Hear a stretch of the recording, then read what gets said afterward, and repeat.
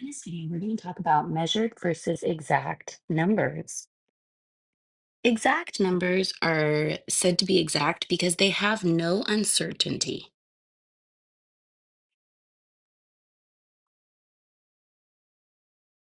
They have no uncertainty. So, measure or exact numbers can be exact by definition.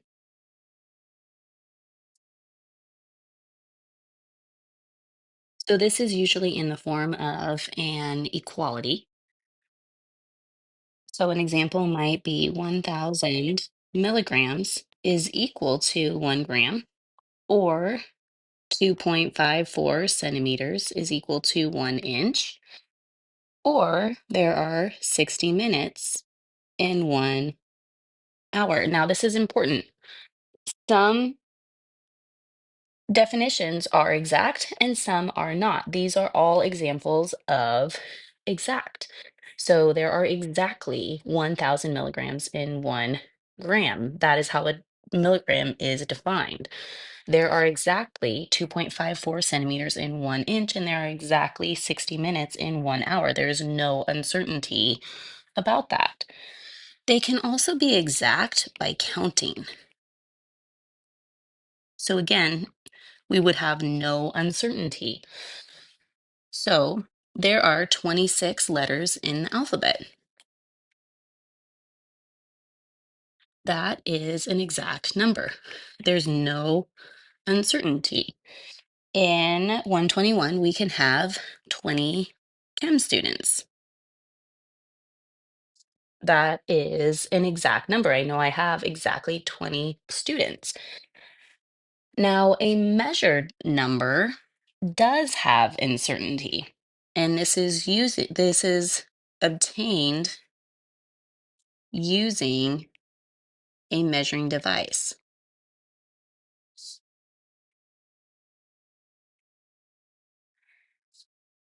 So, like I said, it's going to include some uncertainty. Now, measured numbers will contain some certainty. There are going to be certain numbers. They're just not all certain. The last number or the last digit is estimated.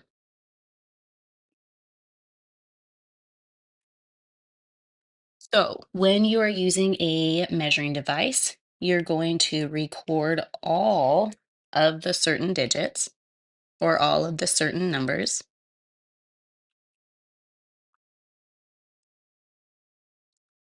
plus the first uncertain number.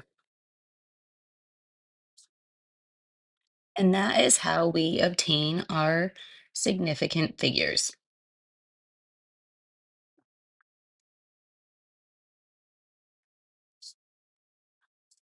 So, what that means is our measured numbers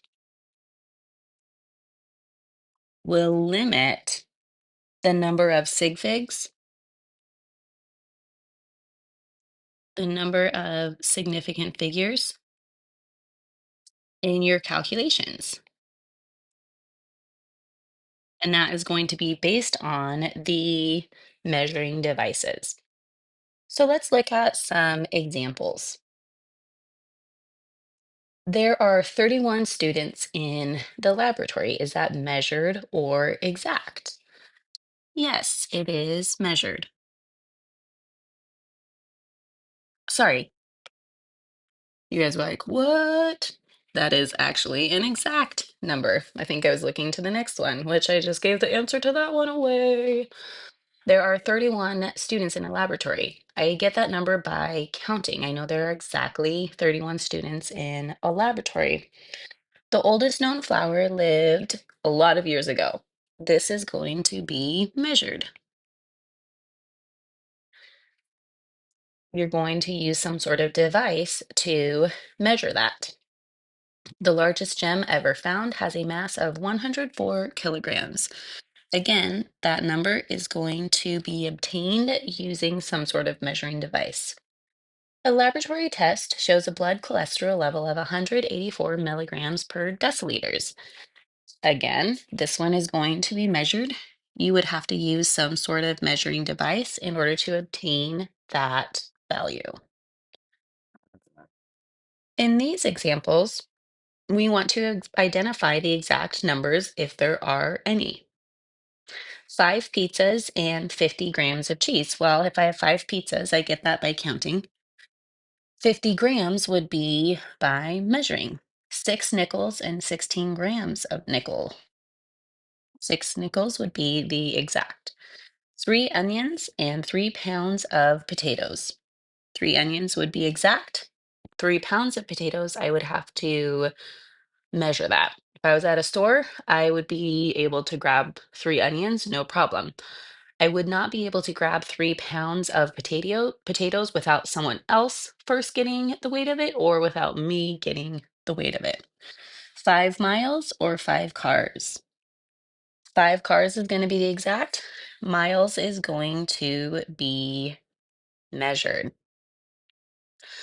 In lab, we will use different measuring devices. So, when you are using measuring devices, you always estimate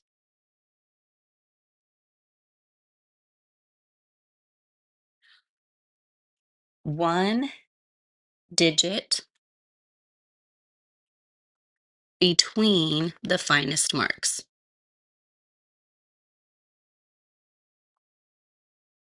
1 digit between the finest marks. Also, when you're measuring liquid using a graduated cylinder or a pipette, or sorry, or a burette, a pipette works as well. You'll notice that the liquid is going to have this little curve. That is called a meniscus. And you always want to read your values from the bottom of the meniscus.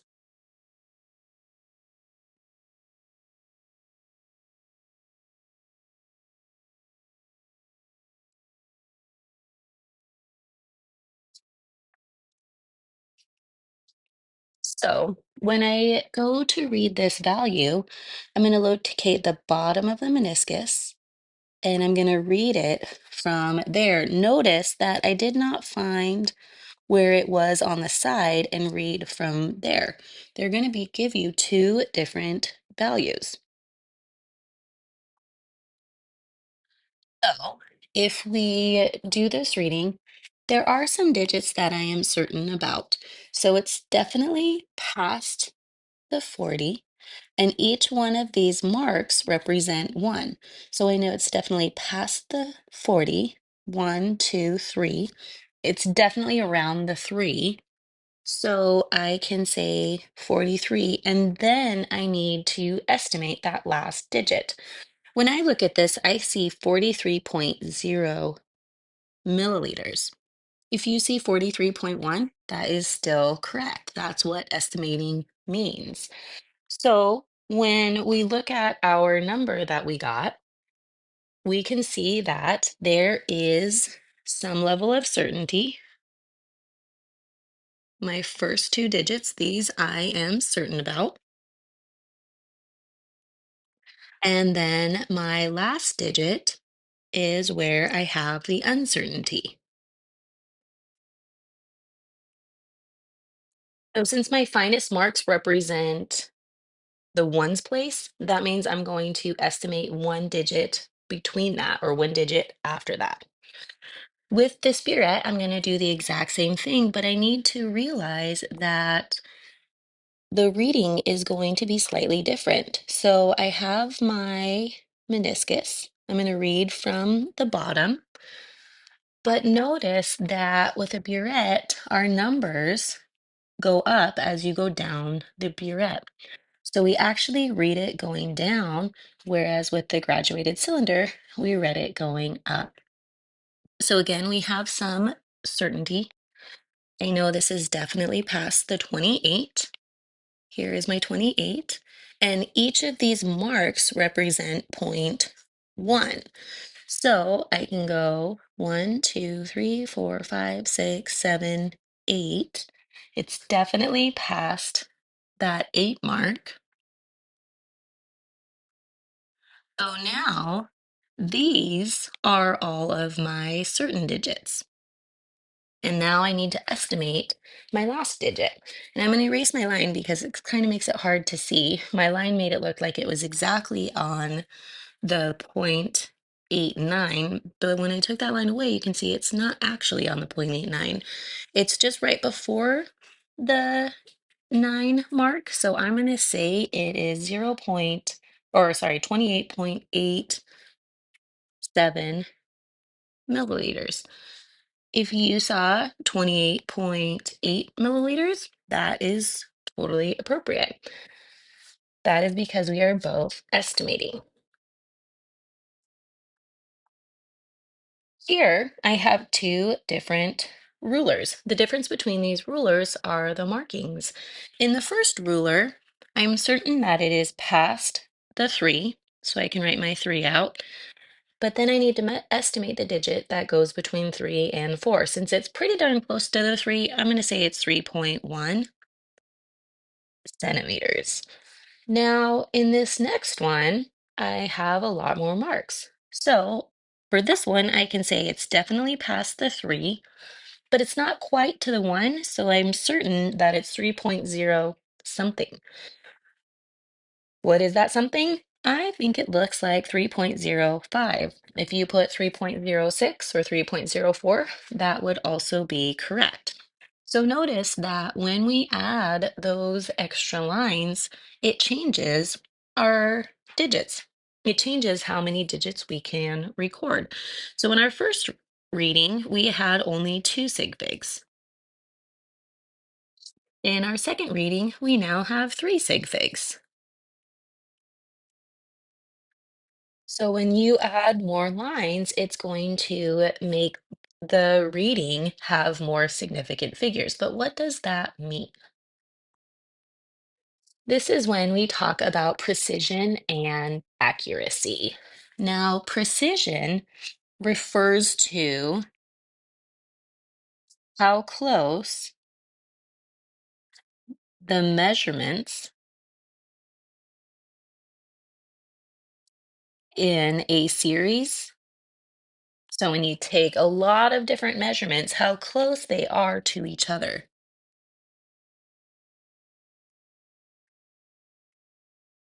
So let's say we had a 25 milliliter graduated cylinder, and we were trying to see how accurate it was.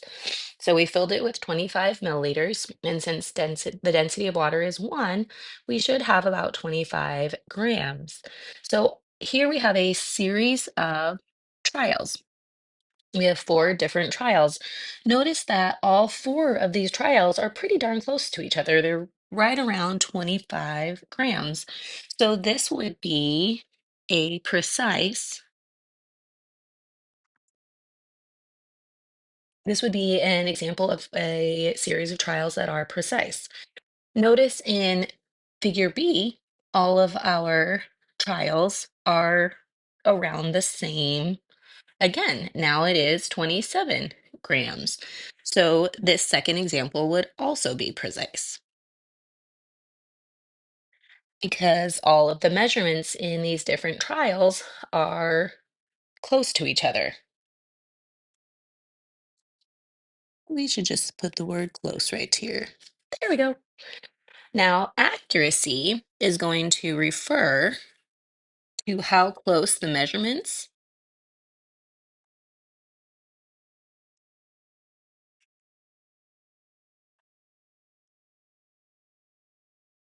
is to the actual value. So in our first example of experiments or trials, it is both precise and accurate. That's because if we have a 25 milliliter graduated cylinder, the mass of the water in it is 25 grams. In the second example, my numbers are precise, but they are not accurate.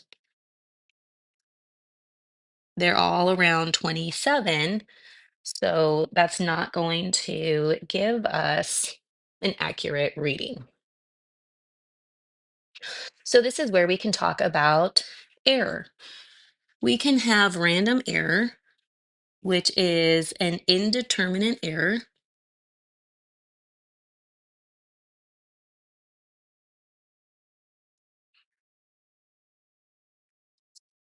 which produces values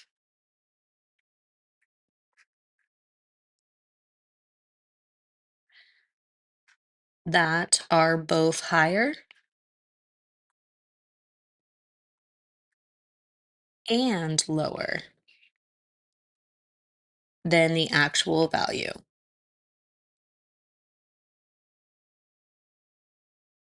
So you can see this error if you are using a ruler that doesn't have fine marks on it. It's going to have error because there's a lot more estimating. The finer the marks are, you are estimating, but you're estimating at with more digits. So this reading, I see 4.58 centimeters. There is going to be some error in that reading because I'm not exactly sure if it's right at the 8, and you might see something different. You might see 4.59 or 4.57. So that is an error that's going to produce a value that is both higher or lower than the actual value. A systematic error is a determinate error. Oh, so it is a determinant error, and it produces values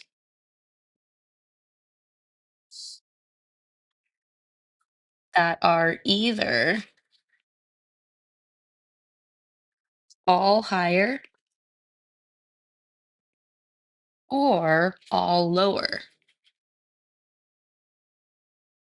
than the actual value.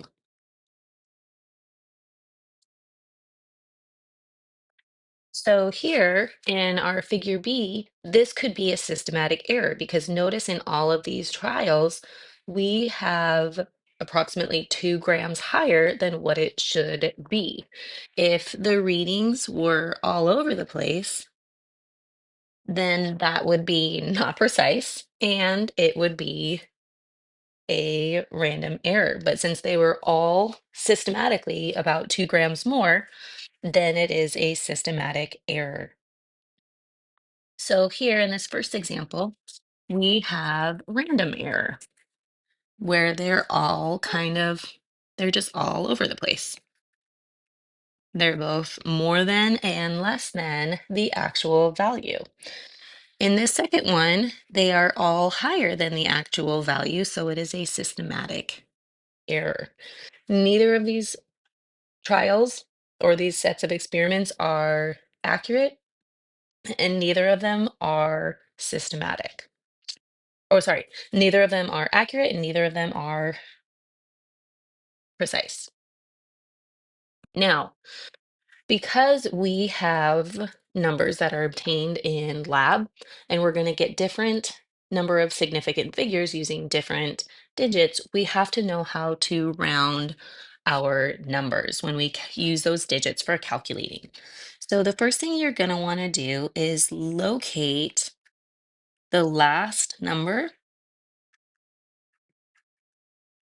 you want to have. That's going to be the number that you're going to be rounding. So then you're going to look to the number at the right or to the right of it. If that number is 5 or greater,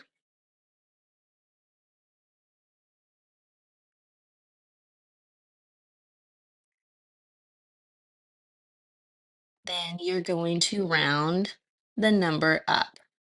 I'm going to round it up. If it is less than 5, then you're going to round down. Notice I did not say if it is equal to or less than 5. I just said if it's less than 5. If it is 5 or greater, if it is equal to 5 or greater than 5, then you round up. The most important thing I see with rounding is you need to maintain the magnitude.